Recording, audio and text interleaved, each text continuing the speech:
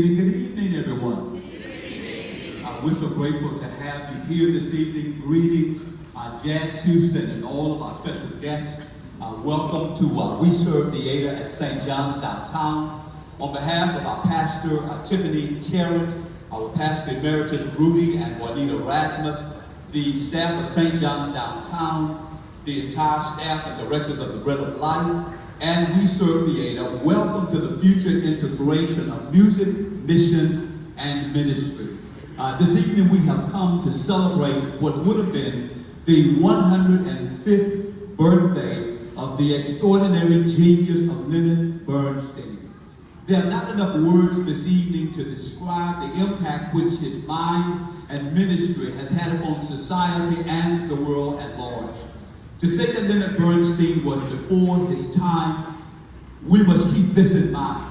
Not only was he specially gifted, but in his life he also lifted the plight of the disenfranchised, the marginalized, as he epitomized what it meant to be a conductor and a composer of such beautiful and wonderful music. What he conducted and what he also constructed was a legacy of social activism.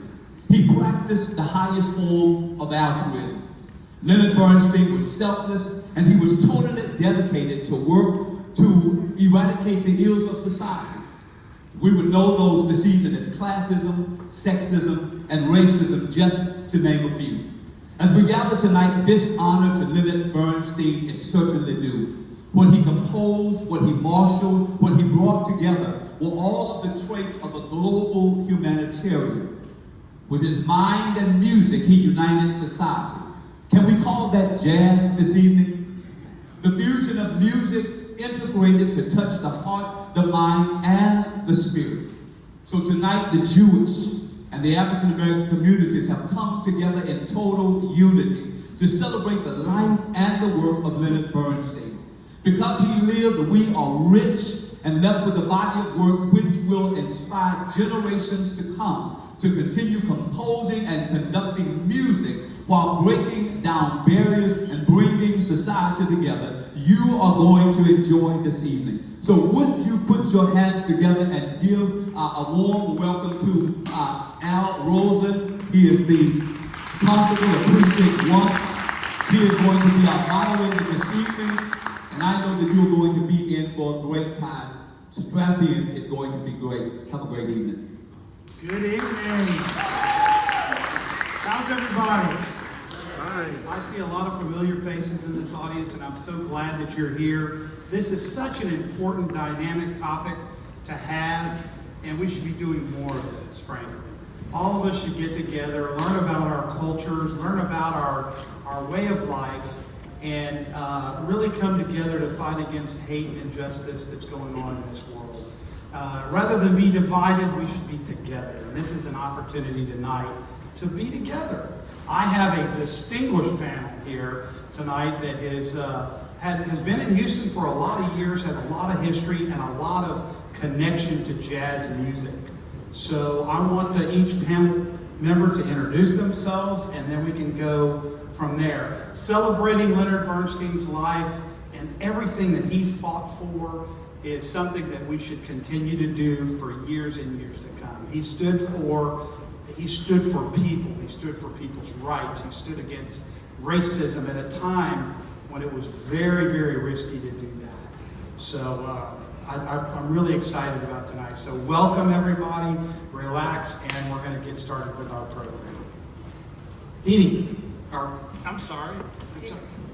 David, you're up first, sir. It all goes downhill from here. My name is David Goldstein. I was a professional musician in Houston for 50 years. It ended about 3 weeks ago when my ongoing ALS got to the point where I could no longer move my left hand. So we had a good cry. My daughters had a good cry. And I just want to say, if I look like I have a blank stare, the lights are kind of bright. And I've been told to relax, to think of your audience naked. But all I can see is Sarasota. And I've been thinking about Sarasota naked for 20 years. Thank you, Valerie. Yes, sir. How do I follow that? that. My name is Dochen. I have a marketing communications consultancy here in Houston, and I sing some jazz and other music on the side. And I'm really happy to be here. Thank you. My name is Erica Davis, and I am a trustee with the Harris County Department of Education. But an interesting twist, I'm also honored to be the Chief of Staff for Constable Rosen, and I am a civilian role in that office. Perfect. She's also a PhD candidate at Penn, so she's going through a lot right now. To take this time out of her schedule to do this is really great. We have conversations similar to what we're going to be having tonight every day in my office, let me assure you. Every day we have these difficult conversations and open conversations and dialogue about race relations, about all kinds of different topics. And we really should do a show because tonight's really about the Jewish community and the African American community coming together to fight all of the social woes that we have in our society. So we do this every day in my office. So if you ever want to come, a little popcorn, come on down to the office. You can watch this happen between us every day. Well, here's the segment. Let's keep the introductions. Let's do that. Yes, sir. Yes, keep me on point. Hello, I'm Maynard Gimble, and I actually grew up just a few blocks from this church. And I've been around a long time, and I've worked with Arnett Cobb and Ella Fitzgerald, and early on in the 50s, worked with KPRC team, and I'm happy to be here to speak to you. A legend. Good evening, my name is Vincent Gardner. I'm the co-founder, artistic and education director of Jazz Houston, and I'm extremely privileged to be in the company of these wonderful panelists. I'm looking forward to this, and of course bringing you the music later on. Thank you. All right, we're going to get started. Everybody ready? Just a couple of notes from different research that I've done about panels that have had similar things such as this. Is both Black and Jewish communities have a traumatic histories that hold certain similarities, that hold possibilities for solidarity across lines of identity. What I hope is that everyone walks out of this conversation thinking about one thing that they can do to make a difference. Not everybody has to do it all, but all of us have to do one thing. So that's the charge when you leave here. All of us have to do one thing and be in the game to help make change. So I'm going to start it out after doing a little research, a few questions I loved and would love for you to touch on a little, each one of our panel members. First is, how would you describe the historical experiences of Black and Jewish communities as being both separate and related? Who's up? You gonna start down here again? I think it's been said that the arc of justice bends towards, the arc of history bends towards justice, but it bends very slowly. And I think what we have seen in this country, and we're really not that old compared to some of the older democracies, is a struggle for justice across the board. Every disenfranchised minority has had their struggle for justice. Even some of the majorities and subsets within that majority have had their struggle for justice. But I don't think any two people during the time period that we remember have been more at the tip of the spear of that injustice than the Black community and the Jewish community. And what always strikes me is when I realize it wasn't that long ago.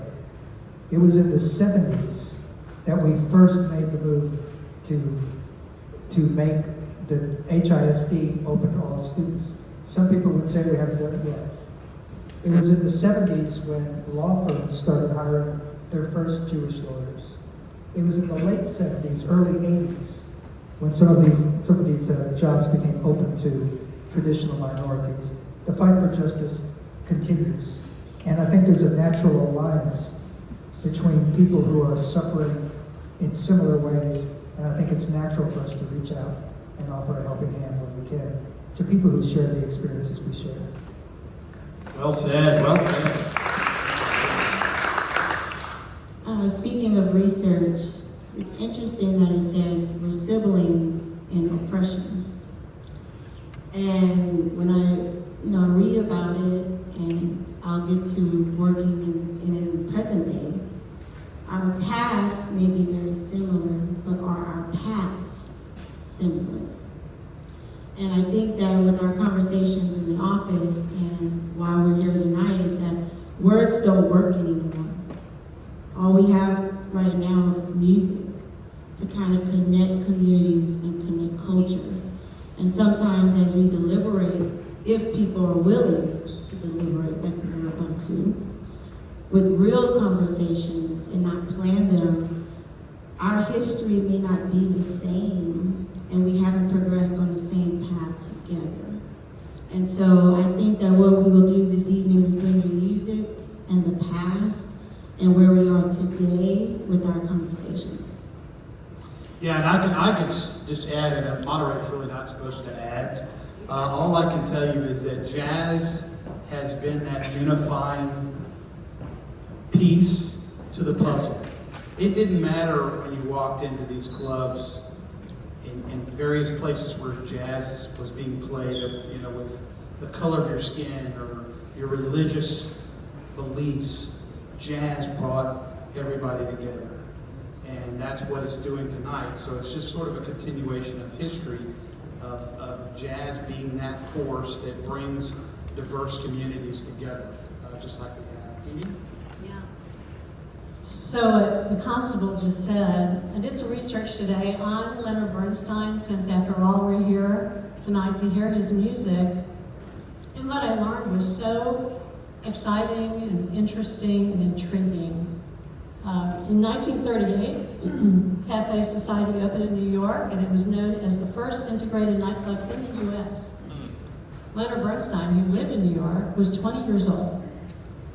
He would go hang out there, and that's where he started getting a real grasp for music of the jazz, and especially in the black community.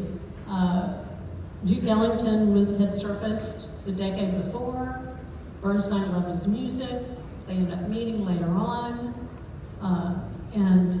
So a lot of influence when Bernstein would hang out at Cafe Society.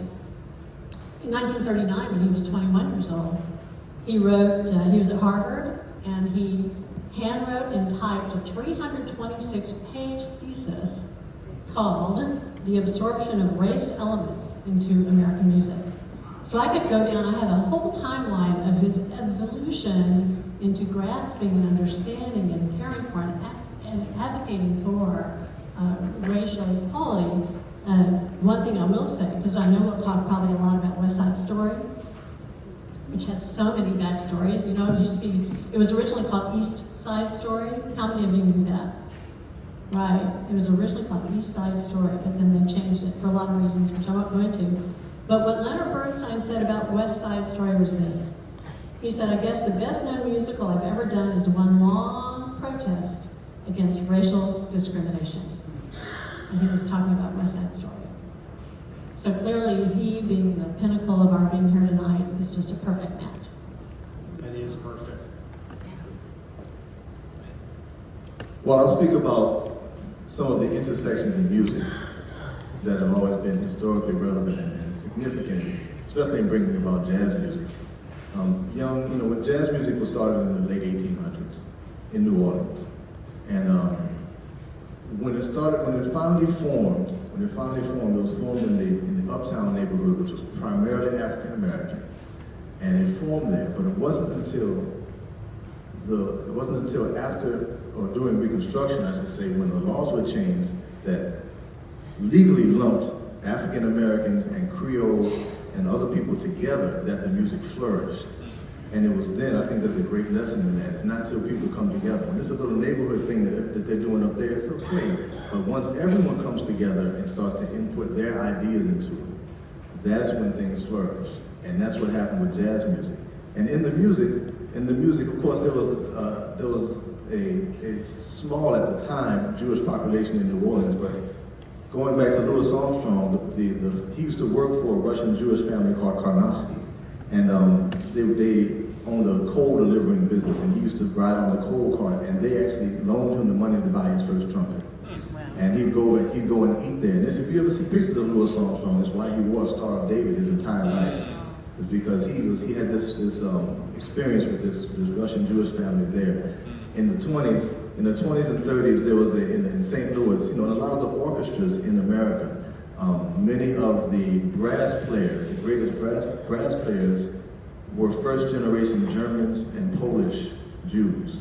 And they didn't carry a lot of the same prejudices that some second and third generation American musicians were carrying at the time. And so in St. Louis, great trumpet players like Clark Terry and Miles Davis, when they were kids, they received lessons from the principal trumpet player of the St. Louis Symphony, a German Jewish gentleman who taught them lessons, who didn't mind teaching them lessons, although others would not teach them lessons. And then, of course, there have been all these intersections where there have been a lot of Jewish-owned clubs and Jewish-owned record labels, or Jewish-run record labels. And of course, the same thought process has gone all the way through history, where those prejudices that might have kept African-American artists away from the opportunities of performing in these clubs in major cities like New York and St. Louis and Chicago and Kansas City, those weren't there. Those barriers were not there. The opportunities to record jazz music and give it wider exposure as they recognize the artistry in it, those barriers were not there. So that relationship has been prominent and important from the very beginning, and I'm glad that we're able to celebrate it through not only understanding that, but also the genius of Leonard Bernstein's appreciation of it. That was very, very nice. So you've been around jazz for so long. Tell the audience some of the things that you saw as an artist when you would play, not only as a Jew, but in African American clubs. How did that work back in the day, where there was this integration and there was so much pressure put on race and all the different things that went on? How did you work within that space? I never really ran into the problem. In the early 50s, there was a guy named Don Rosen who had a recording studio, and the rock and roll was coming around, and then he was a baritone sax player. And I was the only white guy available. I played there, and I also played at the El Dorado Ballroom with a mixed band, and there was never a problem. I worked with the Four Tops, and I was the only white musician on the band. And I've had great experiences working with Arnett Cobb. He and I were good friends. And there's a drummer here in town, Carl Lott, that I worked with, and he actually worked. I had an orchestra of my own for 25 years, and we did a number of conventions downtown, and I always hired Carl to play drums, and he would be the only non-white in the band, and no one ever said anything or ever experienced any kind of problem with it. It's always just everybody who is interested in music and their God-given talent. That's it. That's wonderful. I know from a historical perspective, since you've been around so many different musicians, that the audience would want to hear how things were back in the day and the pressures that happened, that could have happened, where you were ridiculed for playing with African American the musicians. And so from that perspective, you really didn't see that. It's important to know. The second question is the group discussed the historical experiences of Black and Jewish communities that are both distinct and interconnected. How do these communities come together to move forward? How do we move forward with what we're doing tonight and things like this that will help us kind of move forward as a combined group that is fighting for what's right? You want to start? Well, I think it starts with the person next to you, and deciding to treat the person next to you the way that you would like to be treated. And when you go to your neighborhood, treat your neighbor the way you like to be treated. And whenever you go to somewhere where you don't know anybody, treat that person the way you like to be treated. I think it starts right there, taking that ideal and just moving it to the one next to you, and then encouraging them to do the same. And it's just like touching the shoulder of the next person, and you form a bridge that goes all the way around the world. And eventually, we're actually getting along. Imagine that. So I think it starts right there. It starts with just making the decision that you're going to be that type of person and that you're going to pass it on. Because when you have it, this is one thing they teach us about music, is that having talent and having the ability to do something, you don't deserve to have it if you're not willing to pass it on to someone. And I think that this type of thinking is the same way. I think that if you are a person that believes that the entire world is made up of your brothers and sisters, that it's your job to pass that on to the person next to you. And I want to add something. When we had a planning meeting, Maynard actually had a great quote, and it's leap on to what you just said. He said, in music, it doesn't matter who or what you are, everyone matters. And I think we take that philosophy and do with it what Vincent just said, is everyone matters, and talk about that. And something else I want to throw in too is that part of learning and talking to the person next to you is also really understanding and learning and reading. I think George Floyd opened a lot of our eyes to a lot of us who thought we were so enlightened, learn a lot of things that we realized, oh, yeah, Jews were oppressed too, but you can't really compare the same kind of oppression. You sure can, because Jews, we don't walk into a room and someone's prejudiced or racially discriminates against us. African Americans, they are. And I've seen it with my own eyes. And I'm glad that you were able to speak on that, because we've had to learn that over the last 10 years of working together. And when we look at our neighbors, are we willing to learn from each other and our experiences? And so our dialogue would be in the office, well, our communities have been oppressed and so forth, and we say, well, Constable, they don't know that you're Jewish right away. They automatically know that I am Black. And so now he's able to understand that, and we've empathized, and we've, even through music. If I listen to rap and he's listening to country, we've had to explain the lyrics to each other and how we interpret them. We have. It's very true. But as she's brought up George Floyd, that was a whole another conversation. When I started working for Constable Rosen, Ferguson took place. My job description changed. We were building bridges, but how can we build bridges when the conversation hasn't even taken place? And so when we say that Jews and Blacks and we're here and we're there and we're together, we have to look at that and. Are we really connected as we would like to be? We've started out this journey together, but are we going to finish the journey together? Erica, if I can, I just want to emphasize something you said and something that the constable said. You said the time for words has passed, or something to that effect. It's no longer time for words. And Constable Rosen didn't ask us to walk out of here with a thought we could carry with us. He said walk out of here with an action that we're willing to take.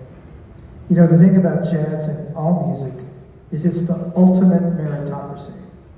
If you can play, you can play. If you can play in any band. And so Benny Goodman hired Lionel Hampton. And Sylvester Sly Stone, with Sly Family Stone, had a white drummer. If you can play, you can play. But now, the meritocracy that we look for is people of action. The opposite of love is not hate. The opposite of love is indifference. We can no longer allow ourselves to be indifferent to injustice. We can no longer allow ourselves to not care. And if we do, then we deserve whatever comes to us. If we want the world that we want for our kids, we have to go from observers and sympathizers to doers. That is so well said. It's about, that's right, it deserves it. Beautifully, beautifully said, absolutely. So the next question that I have is, how does music connect us? The African American community and the Jewish community. How does it connect us? And we're going to start with you. I know that's a curveball, but you've lived this. How did it connect us back then? You just played. Or did it?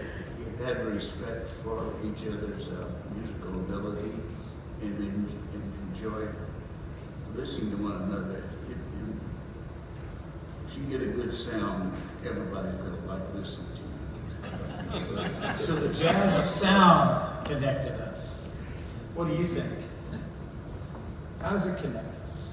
Well, I think that as humans, we can hear, and we are drawn like magnets to passion and emotion in its many forms, however it might come about. When you hear a small child crying for something passionately, whether they're going to get it or not, you look, and then you make a decision as to whether we're going to give them what they like. But they really want something. I want that green man. I have to have that green man, whatever it might be. You can hear passion. You can hear passion. You can see passion in visual art. You can see passion in the way that movements happen in dance. You can hear passion in great poetry that has a connection point to something personal in you. And you can hear passion in music, in any type of music. And when it's passionate and it resonates with you, it connects everyone, because we all have those basic elements that draw us to it. And Bernstein heard it as a kid listening to the Hasidic Jews. And he would go, his father would take him, although they were not, his father would take him around them and he'd hear their songs and watch them dancing and all the passion and the way it was described to me is it's like the Jewish version of a Kojic church. And that it was so energetic, and it was so passionate, the way that they sing their songs and chant and all these things. That's what Bernstein brought about in his music. And when he conducted with big, eloquent movements. Conductors were very prim and proper in a way before Bernstein, small things. And Bernstein would make big movements and make sure that everybody in the top, way back there, could see what was going on when he brought something in or made something in the music happen.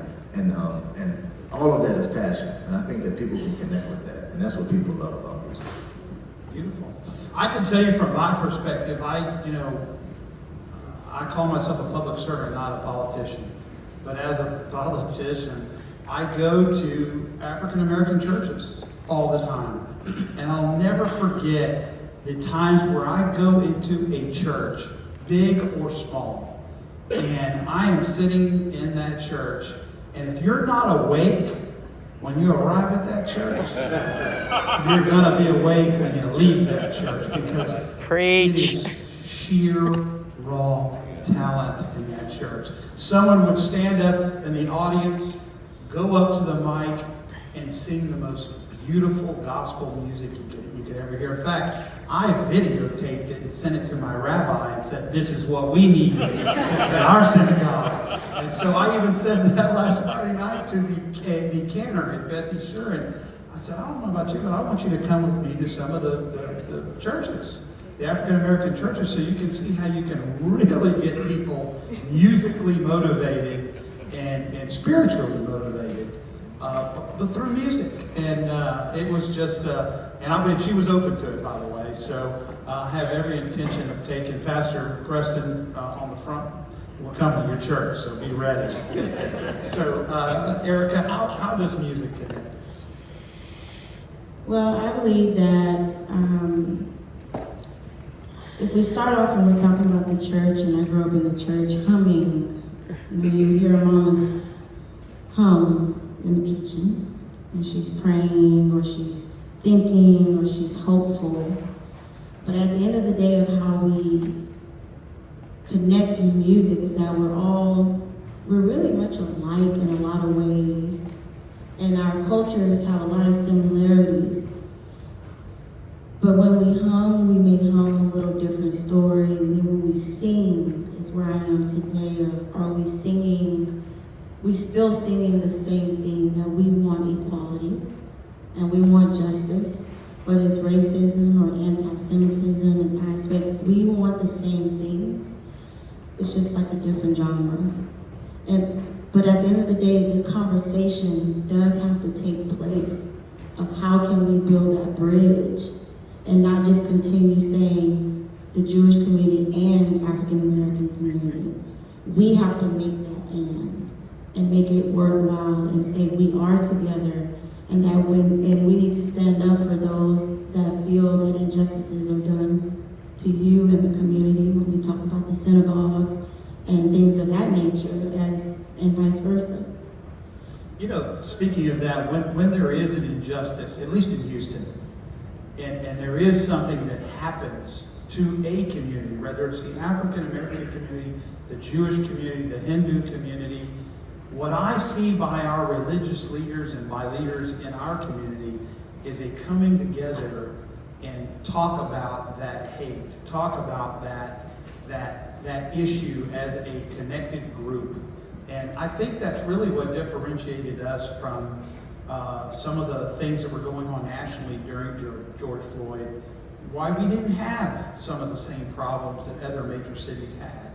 And it's because we had that interconnected feeling among not only religious leaders, through music, and through everyday people that would come together and talk and speak out about that hate and why Houston is not going to allow something like that to happen. You want to take a shot at the how music connects us? Yeah, the role of music in connecting us, we talked about that a lot. I know we went to Memphis our first COVID summer. Paul and I took a driving trip and we went to Memphis and went to Stax Records. And think about it, back then in the 50s and 60s when all the groups, Booker T and just all of them were getting together, they talked about how this place was situated in a neighborhood that it was very segregated back then. Think about it, Memphis. Yet they would talk about when people walked in that door, like Maynard said, you matter because you were there to make music. Like David said, you were there to make music. It didn't matter what color you were. If you're there to make music, you make music.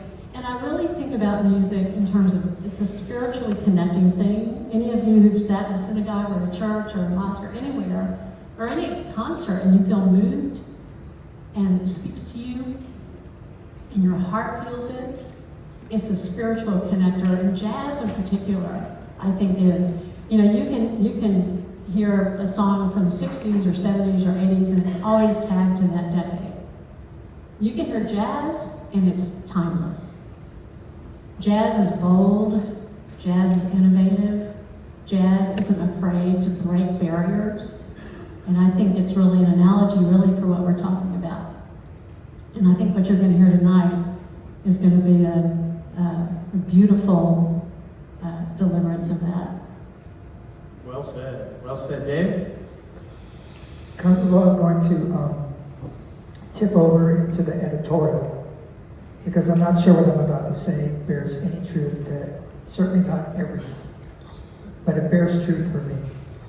I believe that in America, there is only one pure American art form, and that's jazz. And jazz and rock and roll and Dixieland and all the different forms of music found its roots in the American slave experience of black people.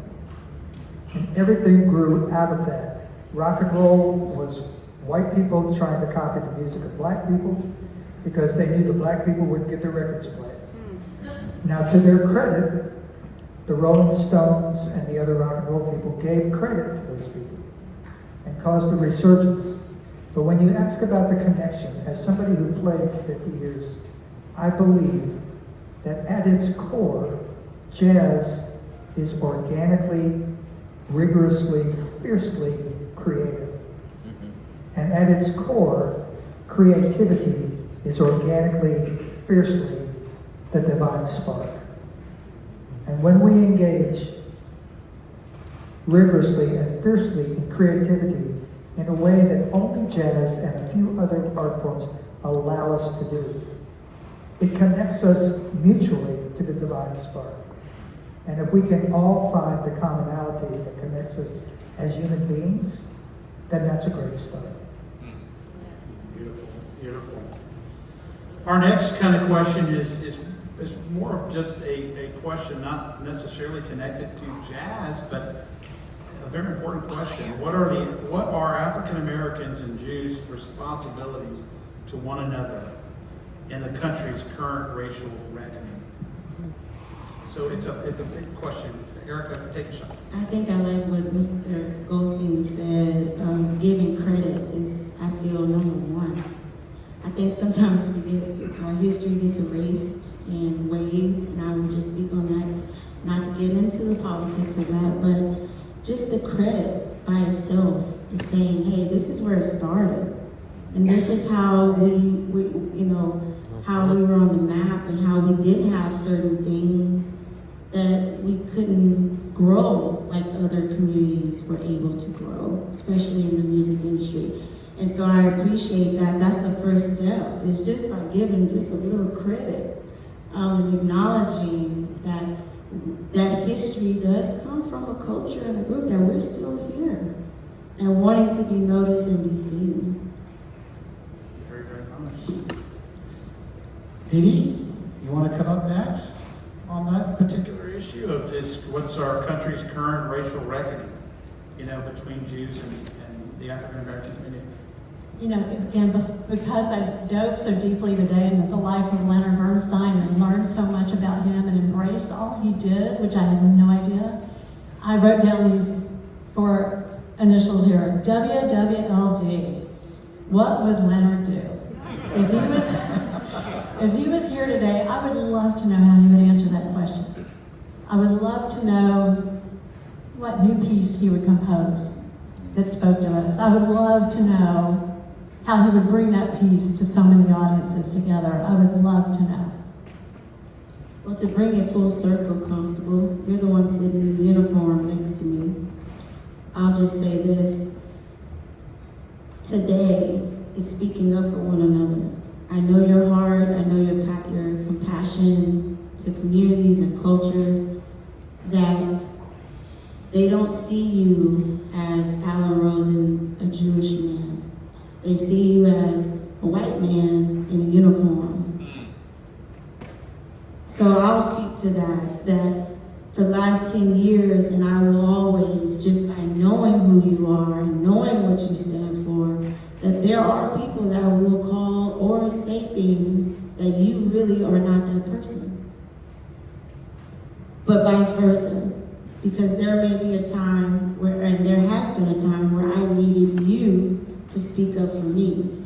So if you're gonna ask the real question about what is, and I'll speak on Leonard Bernstein and his quote, to achieve great things, 2 things are needed: a plan and not quite enough time. Okay? So what's the plan? We've worked together 10 years, and I've had the honor of being with you all as well, and it's just saying, even if we speak up, how do we speak up? How can we be seen in rooms to say we are on the same musical note? Well, that's a hard act to follow there. I mean, we have, and you're right, these are the kind of conversations we have daily that talk about ways to fix some of the wrongs that society have done and people have done and groups have done. And it's these kind of conversations that help us to grow. But the most important thing is obviously listening, being open, having an open heart to hear from somebody else's point of view. I had to be dragged across the finish line several times in our conversations over the years because I just didn't get it. I didn't quite understand it. But after we had these conversations, and these are the kinds of things that as a country we should be having. We should be having these conversations because that's the only way we're going to move forward, is by having these deep conversations and not being judged, not someone judging you for not knowing or not being understanding a particular issue as well as you should, but just being open. I've never been judged by Erica in terms of the questions I ask or the thoughts that I have for her to help educate me, or vice versa, I help educate her. And one of them was, I said, Jews have been discriminated against since time immemorial. And she quickly pointed out, but they don't know you're Jewish when you walk into that restaurant. They don't know. They know that I'm black. They don't know that you're Jewish. And so it really made me stop and think, she's right. They don't know that I'm Jewish unless I'm wearing a yarmulke. They just don't. And so having those kinds of real conversations is what I think Bernstein was all about. He pushed the limit. and brought up topics that were probably not very popular back in the 20s and 30s. And so, would you like to comment on that? Well, I like what you just said about a point that he brought up, brought light to things that were not very popular. And it's important that if we're going to initiate change, that we don't run away from things and ideas that are not popular. We have to, when we, they have signs on the New York City subway, they have these signs that say, if you see something, say something. I think that's a great model for life. If something doesn't feel right in the way that somebody's being treated, it's our civic responsibility to say something about it and do something about it, and to make sure that person understands that. And even if you're not involved, I know we can have fears about retaliation from someone and things of that nature. And they're very real fears, but it's important that we take our own initiative to confront mistreatment of anybody at any time and say something about these things to whatever degree you feel comfortable, but do something about it. And I think that those types of things help to create that society that people like Bernstein and others were going for. So it's important that we don't shy away from those kind of hard questions, hard scenarios, hard things to talk about. It's just like talking about the birds and the bees to your kids. Like, you got to do it, just do it. So it's important to just not shy away from things like that. How much time do we have left? I want to make sure that I'm not going over anybody's time. I'd like to. And I would personally, I would love to open it up for questions of anybody. Is that it? Oh, David, go ahead, please. I would just like to suggest the mandate that you gave us when we first came to walk out of here with something to do. I'm willing to suggest one thing. I think we all need to develop a much bigger capacity for outrage. I think we sit passively too often, and it doesn't have to be something that happened to me as a Jew. It doesn't have to be something that happened to you as a black person. We have experienced, we have read, we know what injustice looks like. Right. And injustice anywhere is injustice perpetuated everywhere. We can't wait for it to be personalized to us, but I think that we need to raise our game. Now, we can then take that outrage and that passion, affiliate ourselves with organizations that are doing things. If you can't do, support people who are doing. And if you find people who are doing, lend a hand, pick up a shovel, carry water, sit on panels, try not to talk too much. But I love the challenge that you gave us at the beginning. And if you don't mind, I would like to hear my esteemed colleagues offer, if they have, a suggestion of what you would have us do. I'm happy to. I mean, I try to do it every day, and I really do try to be in the game every day. And what we do in my office is we have team leadership summits. We have very frank discussions about race and religious freedoms, and we have these talks, and we bring in panels, we bring in kids from various communities. I do something at TSU every year where we bring in white police officers in uniform, and we have kids, all African American kids, ages 10 to probably 18, and we dialogue, and we talk about our relationship. We talk about, what do you see when you see these officers up here? And most likely the kids will say, I see a white policeman. And that's how the conversation starts. So we have to dedicate ourselves to uncomfortable conversations. We have to dedicate ourselves to pushing the envelope and learning about somebody else's culture, learning about somebody else's music. As I mentioned earlier, I love going into African American churches just to listen to the music. It is so phenomenal. It is so uplifting and just raw talent. And I think others should try to push and bend and push themselves to have these conversations. The only way we're going to ever solve these problems is by talking. That's really for me, that's my commitment, is to continue to facilitate conversations about race and religion and socioeconomic issues, and what, as a policeman, what I can do to fix some of the problems that we've caused. So those are the things that I'm committing to do. Well, you're educating. I can't tell you how many domains and businesses I've tried to start since working for Constable Rosen. When I A say serial entrepreneur. educating and, there are people who are still trying to make it out of certain situations.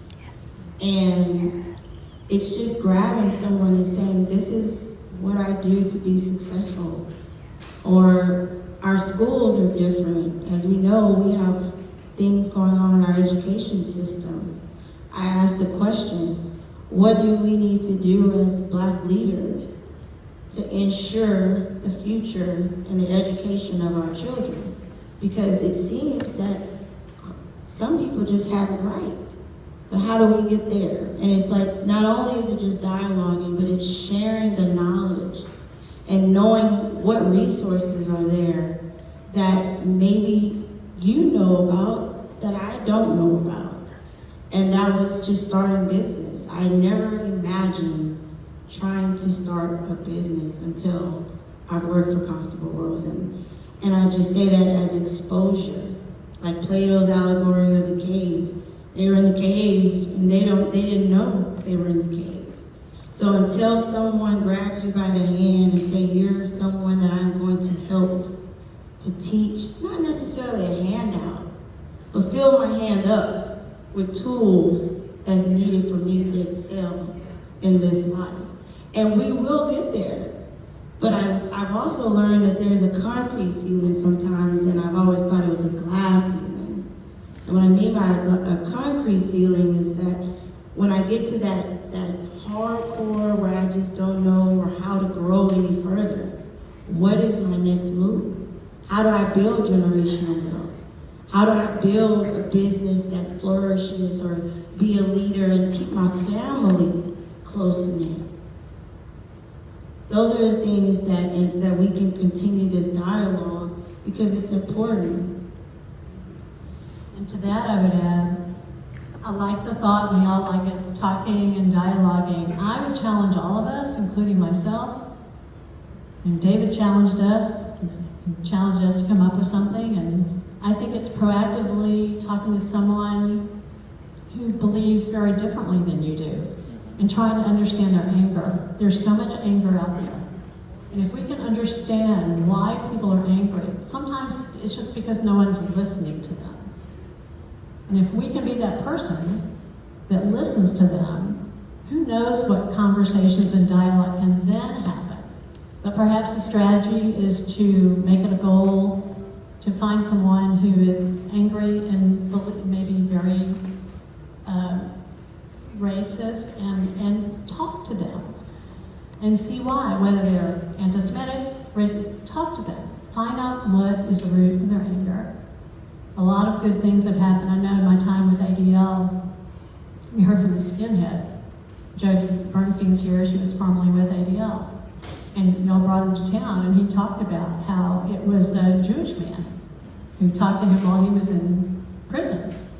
And because this Jewish man listened to the skinhead all of a sudden his eyes were open and he now speaks about what got him into that. And that's very complex.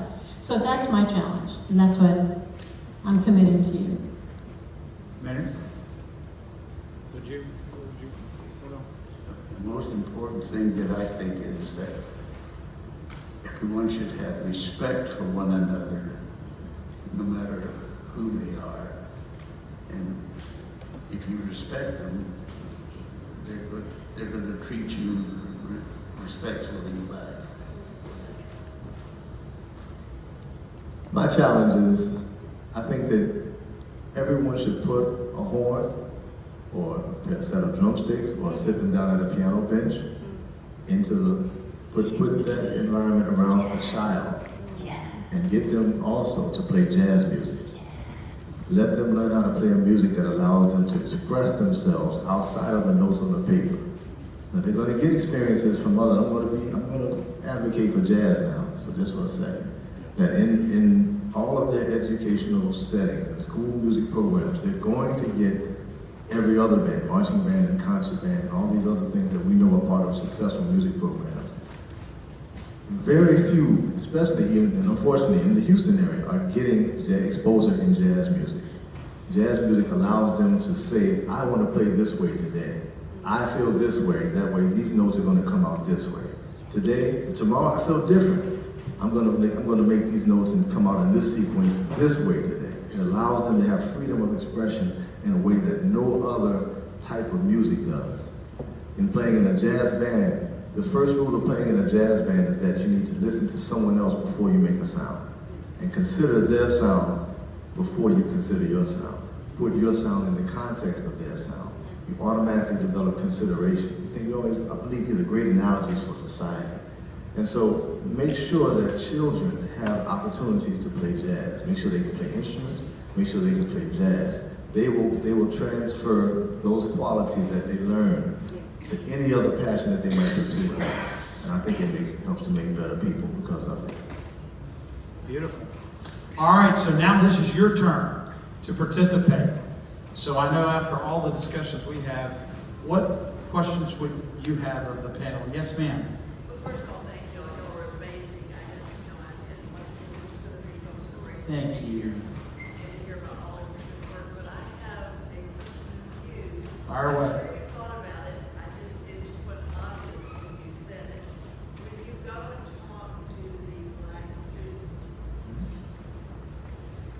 where are the policemen of color and why have you chosen just to take white? Because the reason that it's through, I'm sorry. So the question was why when we go and talk to these young, they're really called mentees. It's part of the Chauncey Glover project, the former reporter Chauncey Glover. We used to do this collaborative thing together at TSU. Why do I pick white officers? Because I don't want these kids to be afraid of white policemen. I want there to be a dialogue. And I'll give you one piece of what really set the tone for the entire conversation. One of the largest white officers that we have at our department says to a young man, do you know me? And the young man, of course, said no. And he goes, I don't know you. But if your life is in danger, I'm going to put my life on the line to save you. And it really drove it home as to what our profession is. I chose white officers because I want there to be a dialogue, a breakdown, a non-fear factor of these kids to be exposed to officers that are kind, thoughtful, caring. And so we just chose to have that dialogue. Many African-American homes, we've seen it on TV, we've seen it in our community. They say, we gotta have the talk with our children about policemen.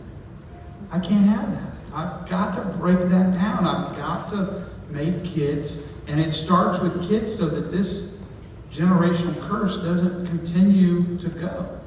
And that's really one of the things that I chose the white officers. We kind of collaborated on and why it would be impactful. I hope that answered your question.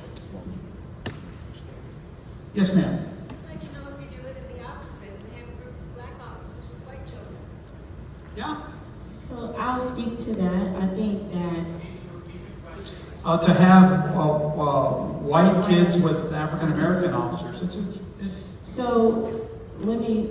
I'm kind of like the person that's gonna just tell it like it is. Okay. This was an opportunity for these students to vent Towards officers. towards officers of what they see and think, and to hopefully change the mindset. But we know his patch and badge is going to be different from another agency. But may I add that even though they're white officers, even if you place black officers, the uniform is what they're looking at. It's not just necessarily by race, it is, but it's also the uniform and the practice and the systemic issues itself. However, our Building Bridges program is to allow kids the opportunity to say, why do you profile? Yeah. Why did they stop my uncle with tinted windows and things of that nature? But we're here about music tonight, right? And we're here to figure out how can we use music to have those conversations, but we first have to find out how we connect. Because I think that's a lot of the issue today is that we jump from A all the way to Z, and we need to start building that relationship. And like I said with Constable Rosen, they see Constable Rosen as a white man in a uniform. And then when I try to introduce him and say, he is of a Jewish faith, but what is that? We're educating at that point. And so we have to have a lot of conversations of educating and trying to empathize and vice versa with law enforcement and the black community, with white in the black community, with just a lot of dialogue needs to take place. But just to answer that question, there was the opportunity to let the kids learn and to vent and to say what they felt about. And frankly, we learn a lot from them during these exercises, where their perception of us and how we can train officers to better understand. I make my officers go, when they're in training, go to different communities and get exposed to the culture. And so it's important in understanding that. So that's a very good suggestion. Next question. Yes, ma'am.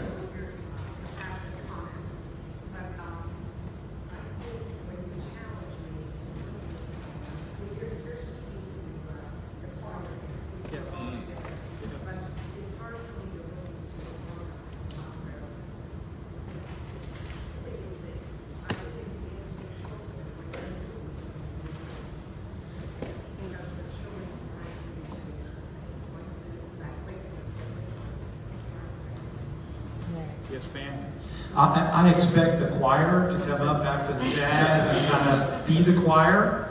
So y'all get ready to sing. Thank you so much for the compliment. Thank you. Thank you. Yes, sir. Yeah, I would like to compliment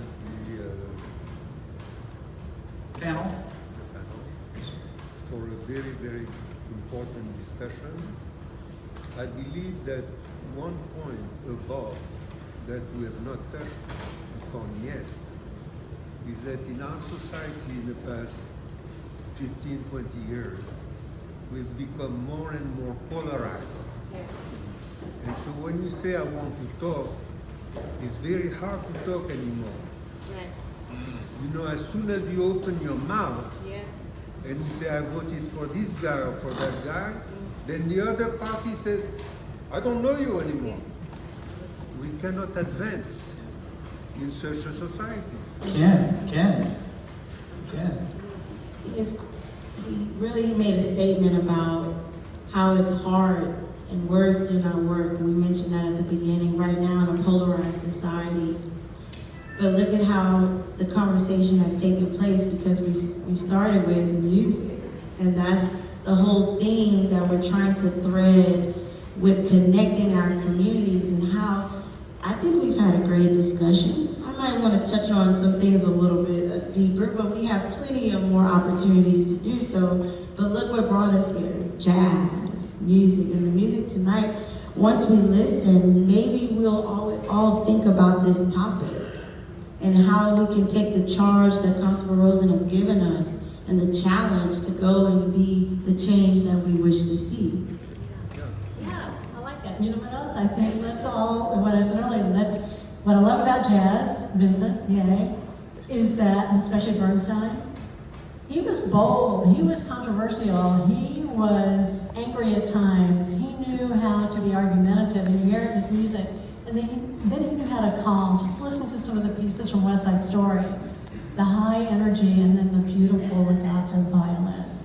So, as we hear the beautiful music of Jazz Houston Orchestra tonight, let's all really take that music into our souls and let's use it to go do something tomorrow that David challenged us all to do, is go do something.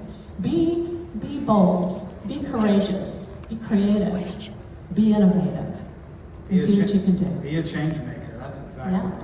Sarah? I wanna thank you for Vincent, I have a question. Why did you choose Bernstein as the leader of Jazz Houston? Why did you choose Bernstein? So the question was, why did I choose Bernstein as the subject to do this musical portrait of? And so it was, we all recognized that Bernstein had tremendous strength to have the platform that he did. He was an extremely accomplished orchestral conductor and writer for Broadway. He could have easily shunned jazz music, as most orchestral conductors and writers of Broadway did at the time.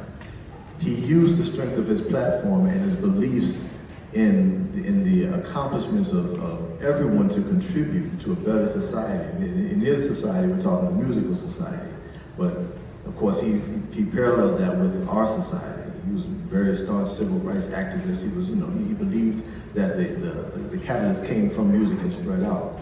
And so we chose him. He was chosen because of how courageous he was and how much of a stance that he took to make sure to tell those that probably didn't agree with him that jazz music is a wonderful music that was created here in this country by African Americans, and it is something that everyone should listen to and everyone should take part in. And he believed that wholeheartedly by including elements of it in music that he wrote, by having jazz musicians as part of. He had a very popular TV show, educational TV show in the 1950s. He regularly had jazz musicians on that. He took a stand with his platform. And it was because of that courage, and of course it's the brilliance of the music that he wrote. That's why he was the perfect person to celebrate with this type of program. Beautiful. Yes, ma'am.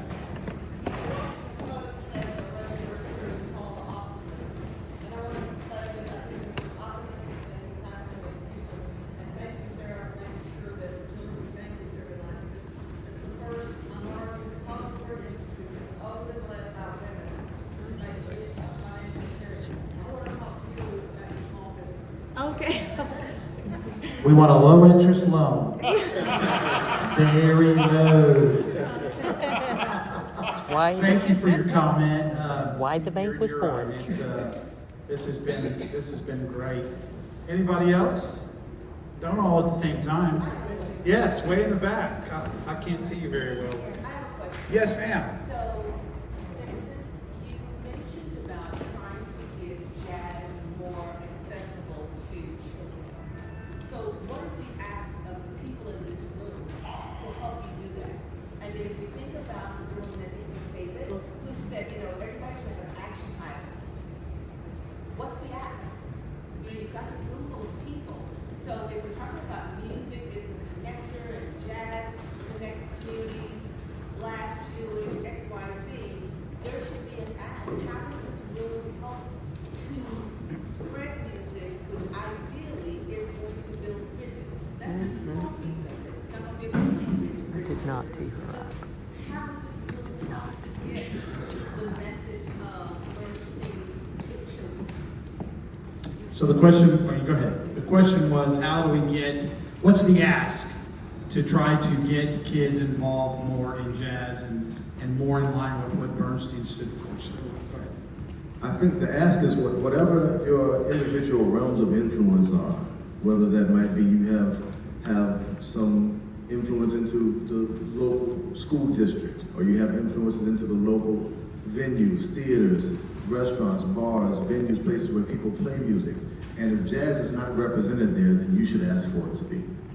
That's important that you make the case, because obviously the country will not do it without somebody taking the initiative to do it, because it's how little it is represented everywhere. So it's important that you, with whatever influence that you might have over whomever you might have it, it's important that you do that, and that you talk to your school district, you talk to your theaters, your venues, and make sure that jazz programming is a part of what's offered there. And it's you pay taxes, I'm assuming. Everybody pays taxes. You're paying for the experience that children are having in the schools in your areas. That some of that tax money should go to jazz music. And Jazz Houston, we want to talk about too, is just a privilege It's the beginning. I think that I appreciate her question. I think right now everyone's trying to reach our children in a way. And to give a charge, I think we're all at a point of a baseline of saying, how do we do it? How do we even engage our children? And like the room should be full of kids listening to the dialogue and listening to the music. If we could bring them here or go into their schools and things of that magnitude. So I appreciate your question and trying to feel, but leaving here, I think the question is how creative can we be to even get kids involved is a deeper question as well. Constable, my friend over here has been marginalized. Yes, sir. Now I bring him into the mainstream. Speak loud if you can, so everybody can hear your question. Thank you. Is this good? Yes. You guys hear this? Okay. So I was just making like a submission that you guys were talking earlier about listening, like the importance of listening. And this question specifically, I was going to ask a person who's going to be smarter. The question is, because yesterday we were just talking about J.J. Johnson albums, and I learned a lot just by being up on stage with you guys for just 3 minutes. But when we're listening to music, or how you listen to music is in a very like intrinsic, very intimate detail. And I was wondering, like, when you're listening to people and their concepts as well, how does that carry? Because we're all thinking about listening, but some people may say listening for hearing. But when you're listening to an album like J.J. Johnson, you're also listening to like his, where you're here from stage. How does that like carry on throughout your life when you have like one evening and also when you don't have one? So he asked, I met this gentleman, this young man yesterday, and so he asked questions. He's referencing probably both of our trombone idols, a man named J.J. Johnson, great jazz musician J.J. Johnson. He referenced him a couple of times, just for those that might not know that name. But as you're talking about listening, he was asking about listening and how do you listen instead of hear is really what you're getting to. And I think that it's important that you can hear, and this goes for anybody, not just music. You can hear when not that we have many great politicians, but when a great politician speaks, you can actually hear the genuineness when a great person speaks. And when somebody plays great music, when people do great passionate things, we talked about passion earlier, but you have to learn how to weed out those things that are not that and go straight for that. And once you learn how to hear that in any type of music or see it in any type of visual presentation or hear it in any type of oratory or anything, once you learn how to hear the things that count, you go right to it. And you learn to weed out all the things that don't count. And then you can hear it and see it in everything. And I think that's the most important thing. And once you develop that skill, then you go through life automatically tuning in on the things that are important. I love that.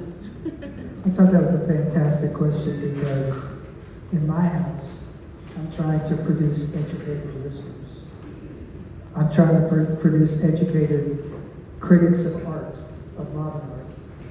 We go to the museums and I ask my daughter who loves art, I said, why did that person decide that he was done at that point? Didn't even know what he's trying to say. But for him, that was done. When you listen to jazz albums, there might be 3 or 4 versions of the same tune, but they pick the best version. We have to be educated listeners. We have to be educated practitioners of humanity. We have to be able to recognize the differences in other people's cultures. We are so polarized right now. I think not since 1861 have there been people this angry about being on other sides of an issue. And I'm not sure we have collectively the wisdom to give you a good answer, but it starts by asking the question. And I appreciate you asking the question.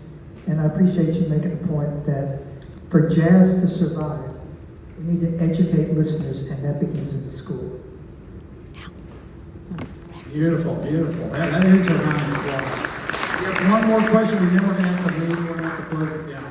Yeah, Yes, I sir. want to add that essentially music is a language in itself, and it communicates spiritually to us. And if we can marry the music and live with the music. Our heart is open to make friends, to make love, to make whatever. Music is an incredible gift that was given to the world. And the Jews have used it in the past the same way as jazzmen did. Why? You know the word Negro spiritual. I love it. When you listen to Col Nidre a couple nights ago, you have a communication with spiritual.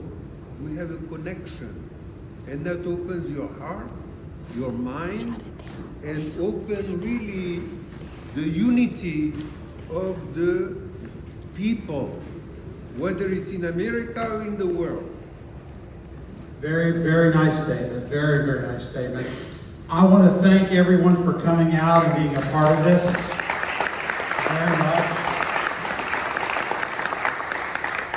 I would be remiss if I didn't acknowledge the man's house that we're in. I just saw Dr. Rudy Rasmus, Pastor Rasmus. Are you here, my brother?